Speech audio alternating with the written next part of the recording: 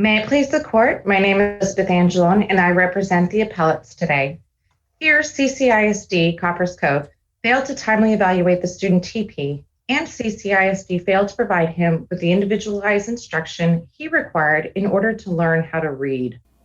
These failures frustrated TP's opportunity to become a productive, self-sufficient member of society, as envisioned by the IDEA.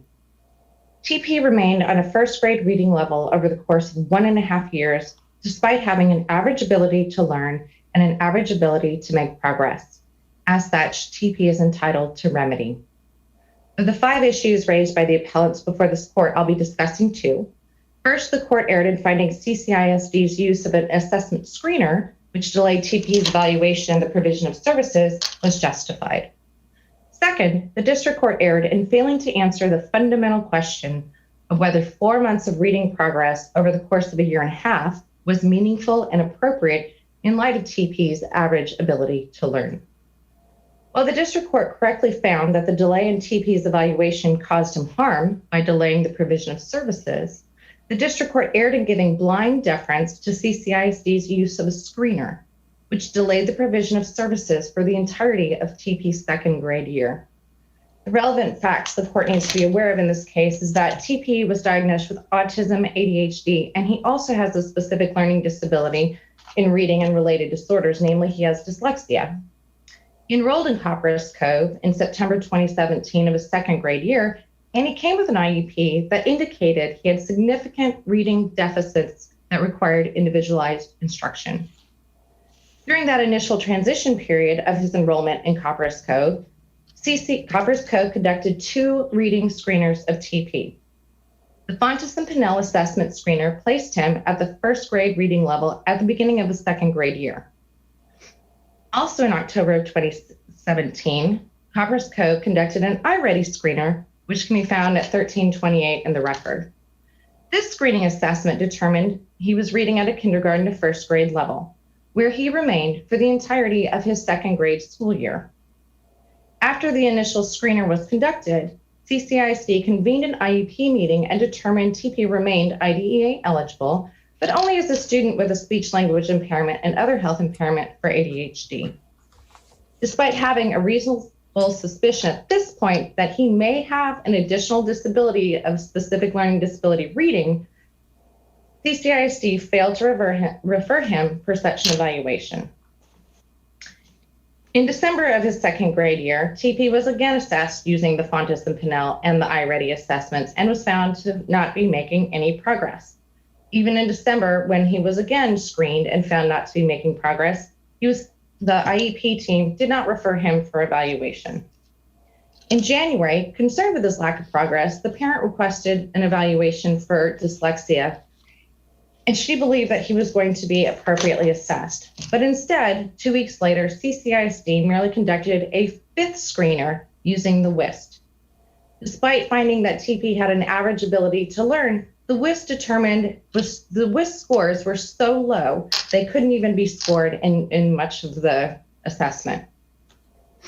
It was only then in April that CCISD sought a full and formal evaluation of TP and presented parent with consent, which she signed the very same day.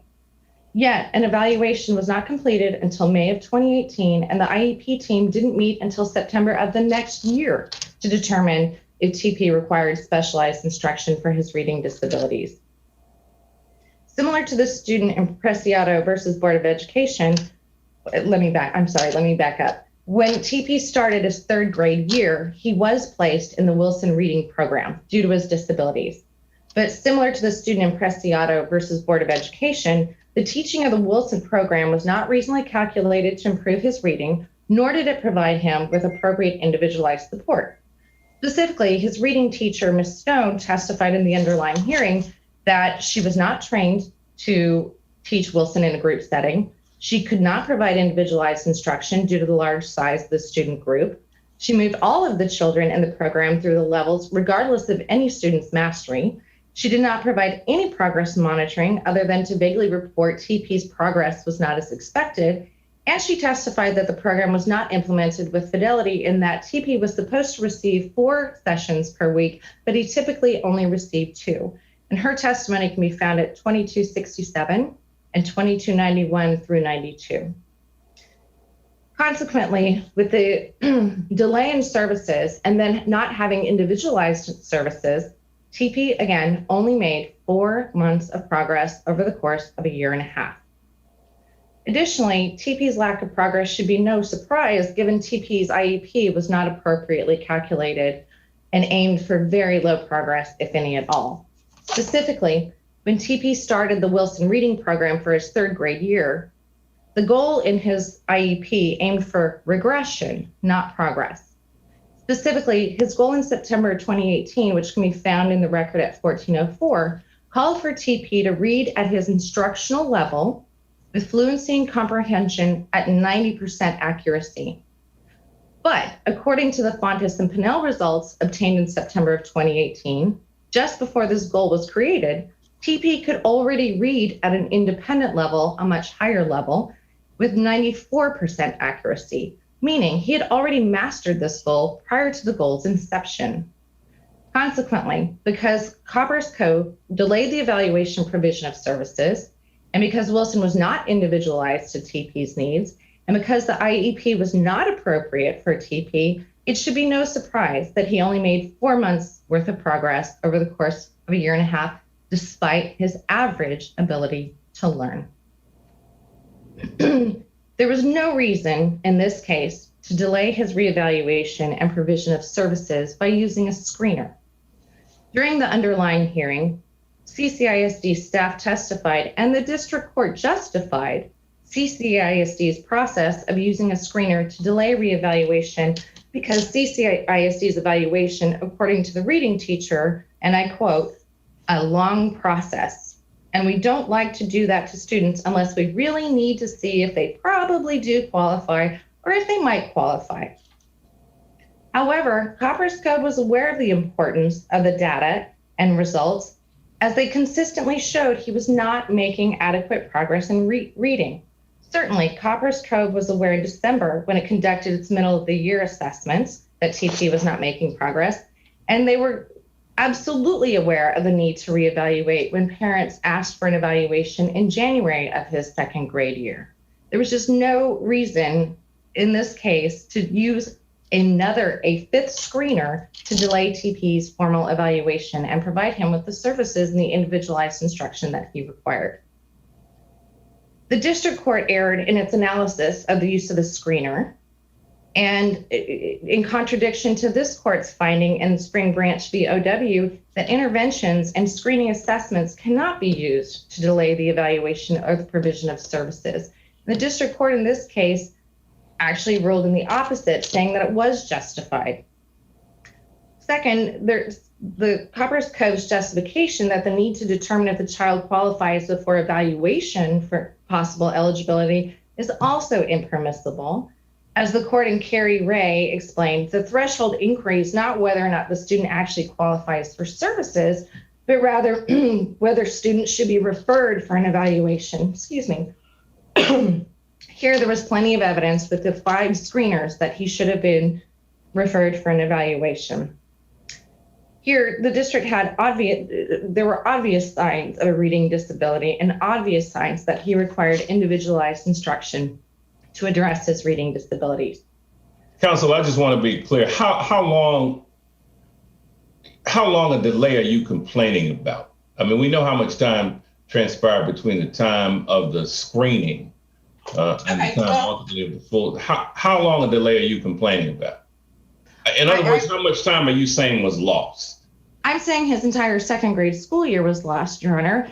They were on notice in October when they completed those first screeners that he required specialized instruction because he was a year behind at that point. In December, he was still a year and a half. If you use the parents' evaluation request, then that would put them at... So what happened in that period of time was, you said he had 4 months worth of progress? In a year and a half, the Fontes and Pinnell data shows he only made 4 months worth of progress over the course of a year and a half. And according to you, if they had done what they were supposed to do, how much progress would he have made in that same period of time? I don't know that I can say how much he would make specifically, But there are cases and data that show that children can make over a year's worth of progress in a school year if they're provided with appropriate instruction. And I believe amicus will be discussing that a little bit more in detail, but we are seeking to close or narrow the gap. And in TP's case, we were actually expanding the gap. Not only was he not making progress commensurate with his own abilities, but he wasn't even making progress that would ever catch him up and ever allow him to meet the goals of the IDEA, because his program really did nothing to help address his reading disabilities. Is one of your concerns that he should have been put in summer school for that summer when the screening was done? I think that for the extended school year services, yes. At that point, they had plenty of information that he was likely to regress in his reading skills, and that would have been their opportunity to provide that individualized instruction. If you look at the Fontes and Pinnell reading scores, even when he repeated assessments over the summer, his scores were slightly reduced, so he would have qualified for summer services, yes. Okay, well, I guess I may have either misread or misunderstood, because I thought I read something about his grades being high enough that he wouldn't have been eligible for summer school that summer.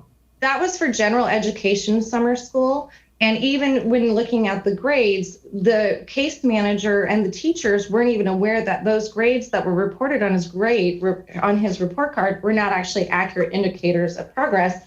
His actual mastery using his true grades. This is the argument that the grades were inflated. Absolutely. And if they had not been inflated, he would have qualified for general education summer school. But because he's an IDEA student, he should have been provided with extended school year services under the IDEA. Who inflated grades? What is? His teachers. So in second grade, his teachers made a determination that they would not report any failing grades in the grade book.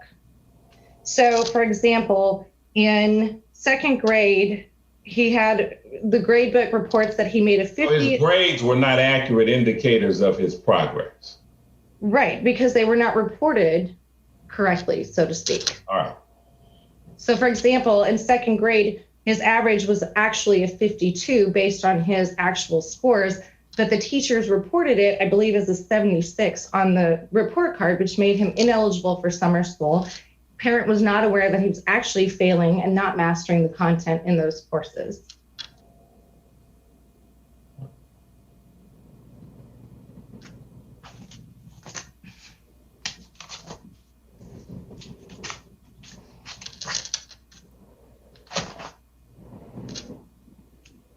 And getting back to the assessment timeline, in terms of the parents' request in January, the district court seemed to have placed blame on the parents for not objecting to Copperas Cove's violations of using the screener in order to delay, that the parents somehow justified delaying the evaluation because they didn't know to object.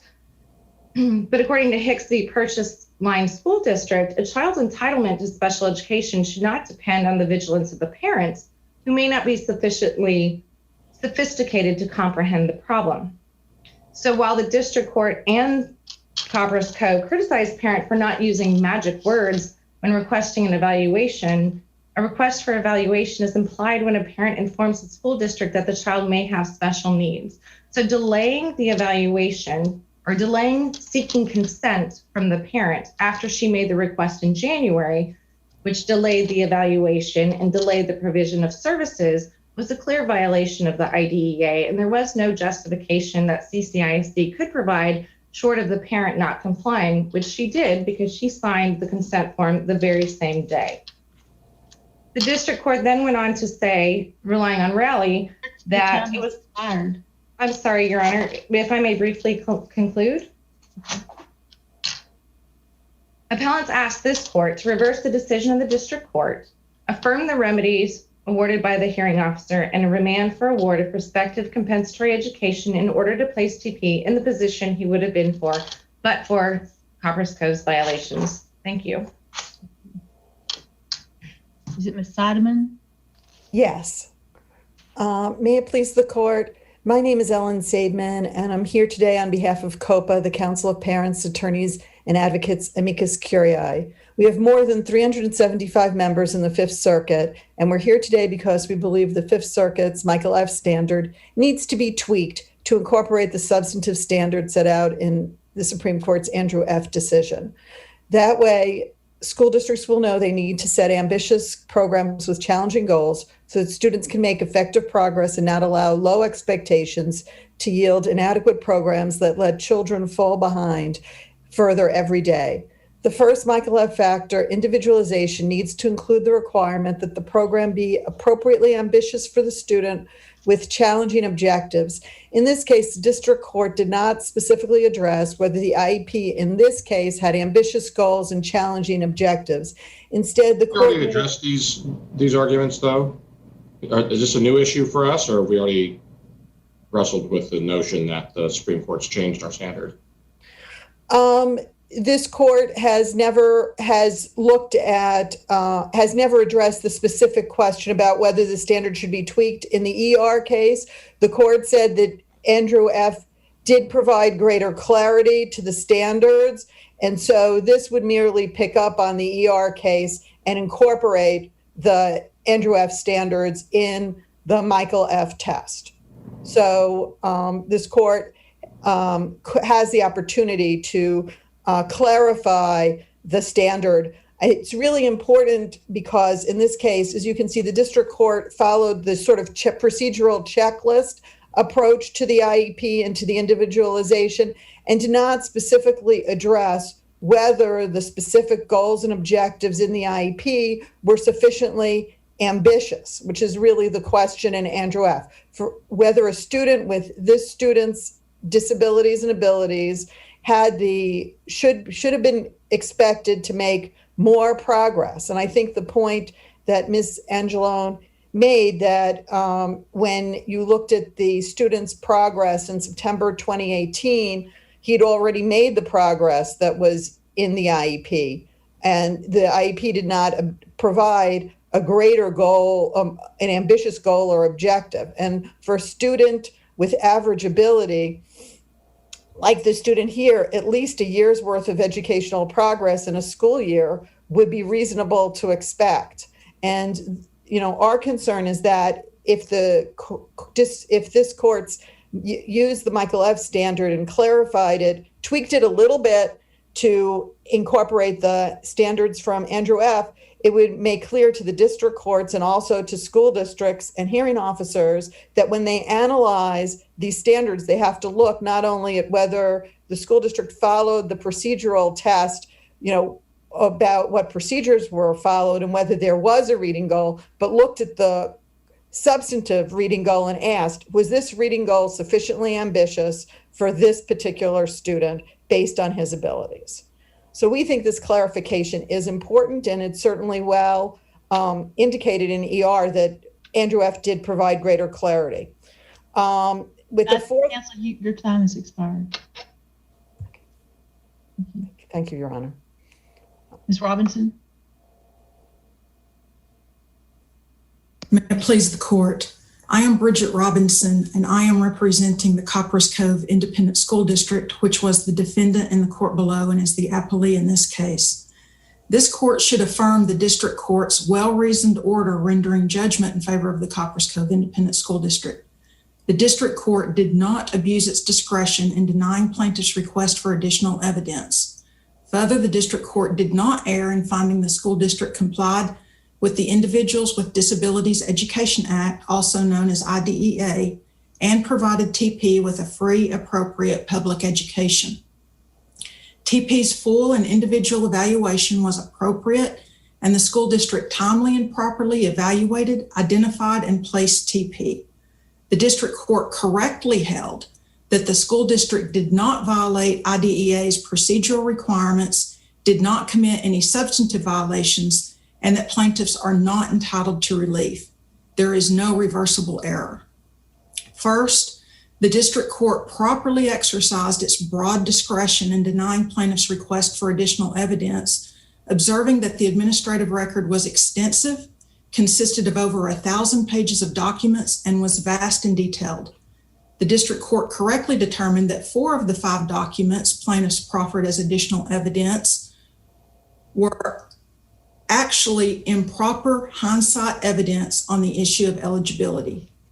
As the district court correctly observed at page 453 of the record on appeal, the main issues before the hearing officer at the due process hearing in December 2018 were whether the school district properly evaluated TP and failed to find him eligible as a student with a specific learning disability or SLD. As the district court noted, that determination can be easily discerned by reviewing the issues for decision at page 672 of the record on appeal.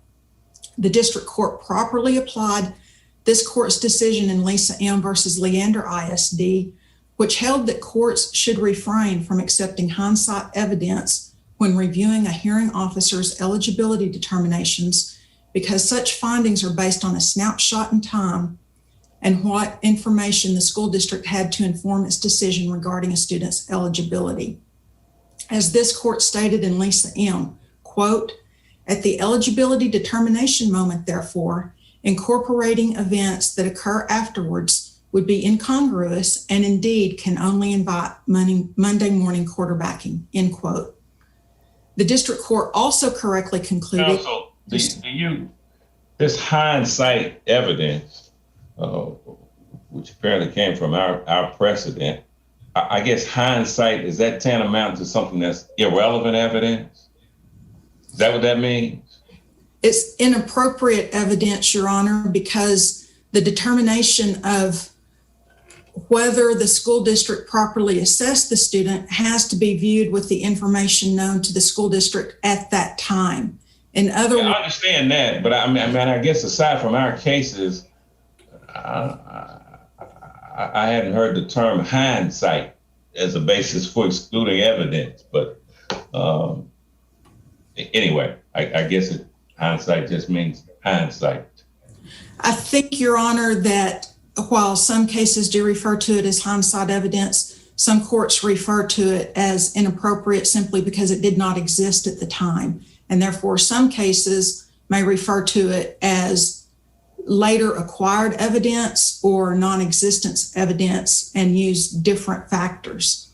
Similarly to properly excluding the 4 documents that were hindsight evidence that were not in existence at the time, the district court also correctly concluded that plaintiff's December 2018 private speech evaluation was improper additional evidence.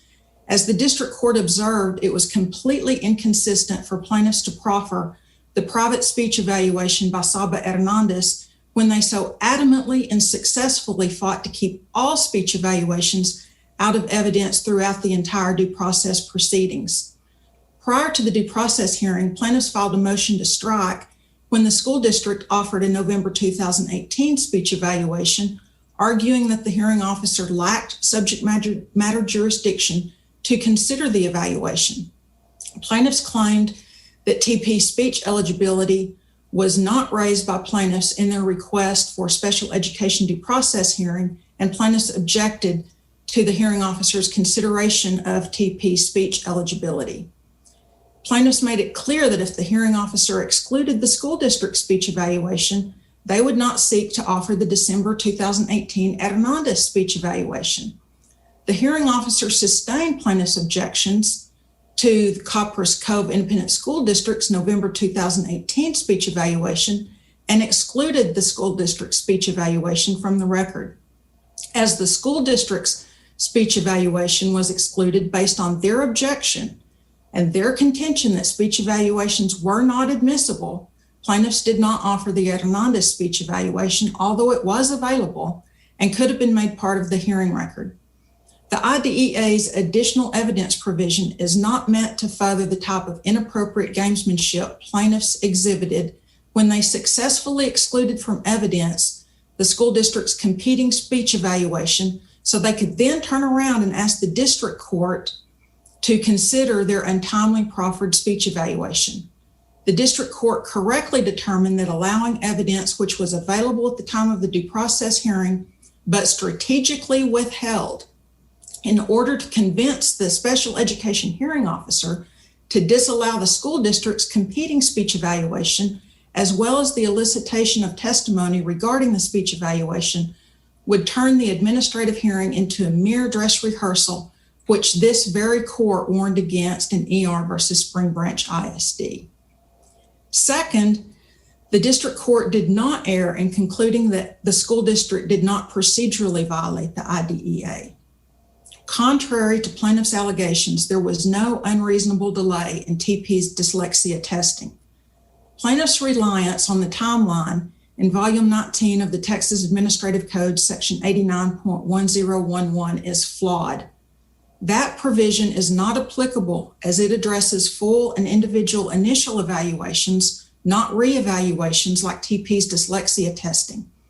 It is undisputed that when TP enrolled in Copperas Cove ISD in the fall of 2017 from Wake County, North Carolina, he already had in place an IEP based on an IDEA compliant full and individual initial evaluation conducted by Wake County.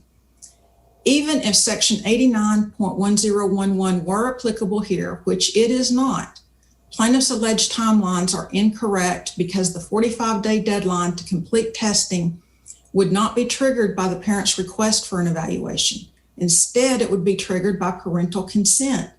Moreover, days are defined as school days, which excludes intervening school holidays and the school district's summer break. In addition, there was no unreasonable delay caused by the school district's use of a dyslexia screening to assess TP's reading deficiencies. While TP had problems with reading, that is precisely why throughout his enrollment in Copperas Cove ISD, he received special education services to address reading. TP's teacher did not see any indications that TP had dyslexia over the first 3 months that TP was enrolled. He knew letters, was able to read small sentences, was not reversing letters, and was doing well and was able to track what was being read. The dyslexia screener was performed 2 weeks after the parent's request for dyslexia testing. When the district sought and received consent for further dyslexia testing in April 2018, the explicit goal was to complete testing by August 23, 2018. That was communicated to the parent in an ARD meeting and in notice documents. The testing was completed much earlier on May 18, 2018. The testing included the Woodcock Reading Mastery Tests, Gray Oral Reading Test, Comprehensive Test of Phonological Processing, Test of Written Spelling, an edited writing sample, and academic skills. Meanwhile, TP continued to receive special education reading services in combination with general education supports in language arts and writing, as well as a host of other accommodations. In this case, the district court did not err when it concluded that the facts provided to the court suggest reasonableness. In addition, the court correctly concluded that the school district did not act with unreasonable delay.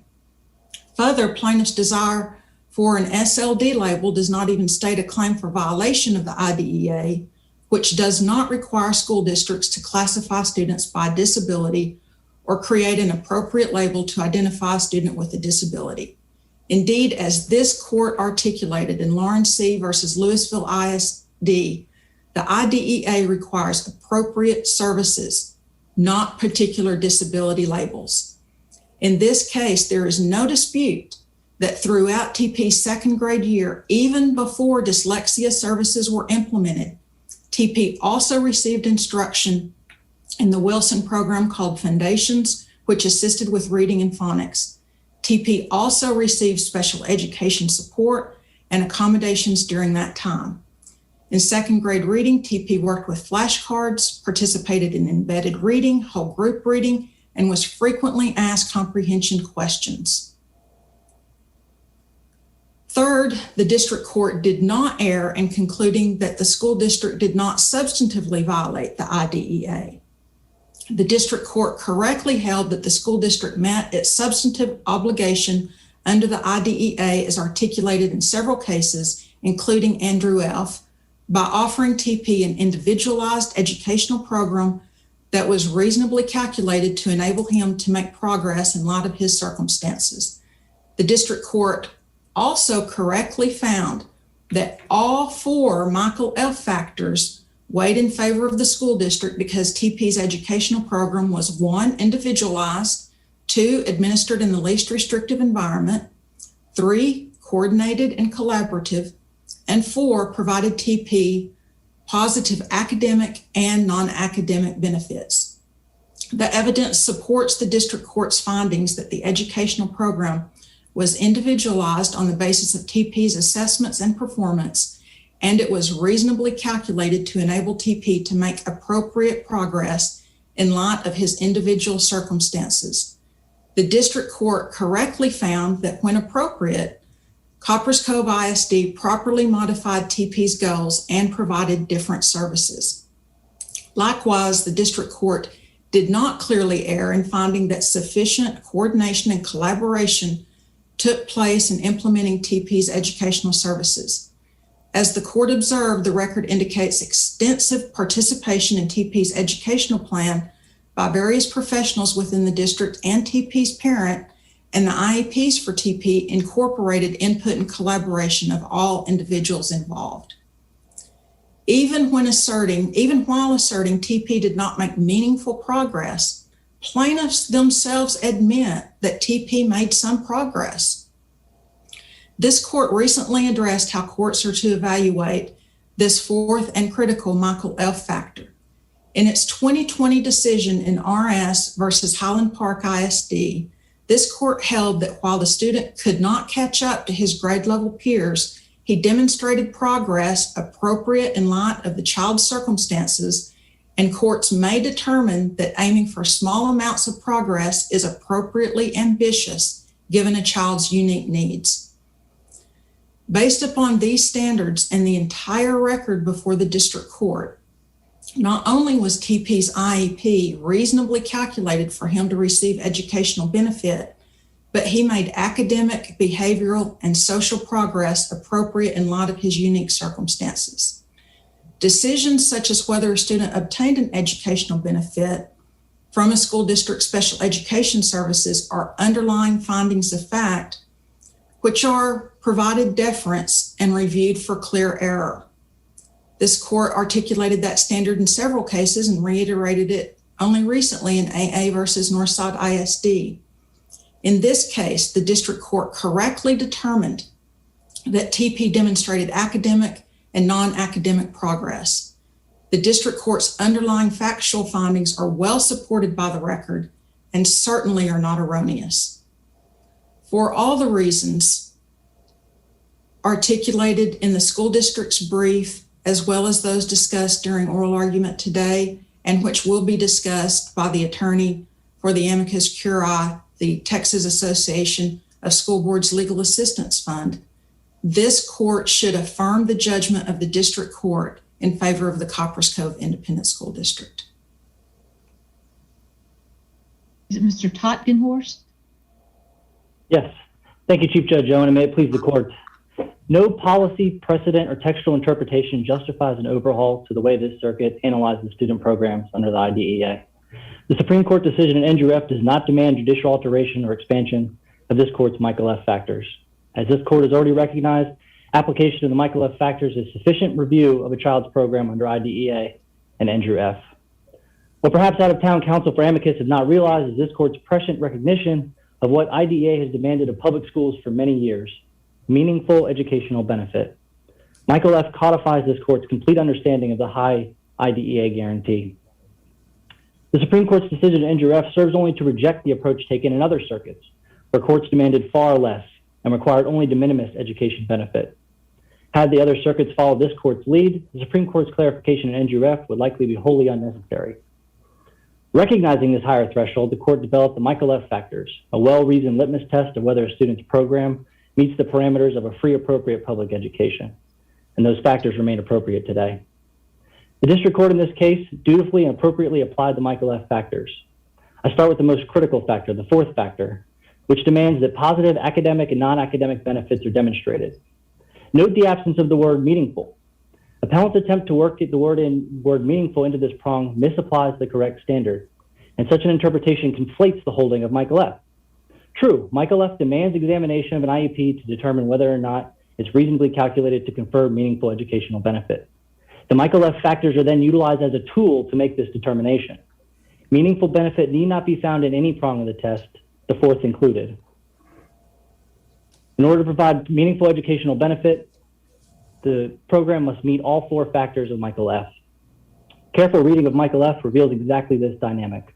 Quote, there are four factors that serve as indicators of whether an IEP is reasonably calculated to provide meaningful educational benefit, end quote. The district court here expressly held the student demonstrated positive academic and non-academic benefits using the exact words demanded by the factor and properly applying it. Remember, Andrew F. demands appropriate progress, and positive benefit fits the mold of this demand. The first Michael F. factor demands that the program is individualized on the basis of the student's assessment and performance. Appellant argues for rigid application of this factor, seemingly demanding recitation of all assessments and summaries of student performance. However, this circuit has expressly recognized that these factors need not be rigidly applied in any particular way, as these factors serve as guideposts for the court, and as opposed to rigid formulas. The district court examined this factor and found the program properly in its entirety, outlined the student's needs and the plan for addressing those needs, finding the program was sufficiently individualized. The district court did not misapply the factor simply for not expressly demanding recitation of each assessment and performance indicator in the student's present levels. To the contrary, the court completely reviewed and properly reviewed the entire program and found that it was sufficiently individualized based on the evidence presented. Again, the Michael F. factors are guideposts to be used by the courts to evaluate an IEP, and rigid application of Michael F. is unnecessary departure from existing precedent. The third Michael F. factor demands services are provided in a coordinated and collaborative manner by key stakeholders. Put differently, it requires 1, that services be provided, and 2, they be provided in a collaborative manner. The district court here made such an analysis, and while appellant's challenge focused on the collaboration, the court nevertheless properly examined both aspects as demanded by the third factor. The second factor is, of course, not relevant. Taken together, the district court found that all factors were satisfied under Michael F., and further finding is completely unnecessary under this court's precedent. Amending the Michael F. factors to demand that courts weave Andrew F. analysis into each factor is likewise unnecessary. Amicus seek judicial alteration of how this court examines IDEA guarantee with the hope of raising the proverbial bar. This court has already recognized verbatim recitation and detailed consideration of Andrew F. is not necessary where the Michael F. factors are properly applied. Michael F. is sufficient analysis for the purposes of Andrew F. such that alteration to the factors is wholly unnecessary. I encourage this court to review carefully the demands of Michael F. and uphold the district court's dutiful application of this court's well-developed test. And I respectfully request that this court avoid finding a justification to engage in judicial activism to expand or alter the Michael F. standard any further. Thank you for your time.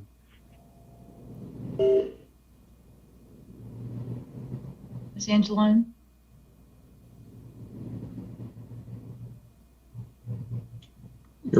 You need to turn on your audio. Let's try again. The IDEA is clear in 34 CFR 300-304 through 311 that reevaluations must be conducted in the same manner as initial evaluations with very few exceptions. Therefore, the timelines prescribed in the Administrative Code 89.1011 are absolutely applicable. Had CCISD sought consent when parent requested evaluation, the evaluation should have been completed by March 21st.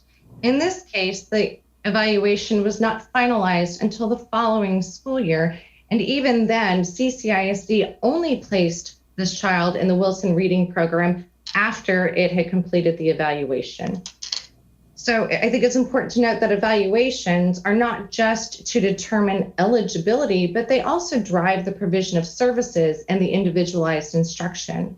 Given that this district was on notice really the entirety of his second grade school year that he required individualized instruction, it is a tragedy that this delay in evaluation caused him to miss a year's worth of critical early intervention.